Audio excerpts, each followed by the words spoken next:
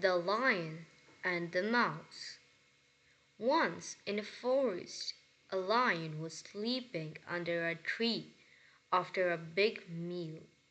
A little mouse came by and started playing on the lion's back.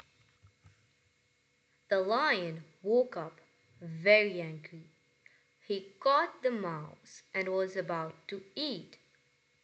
The little mouse, "Please don't eat me," the mouse cried. "I'll help you one day." The lion laughed but let the mouse go. A few days later, the lion was caught in a hunter's net. He roared for help.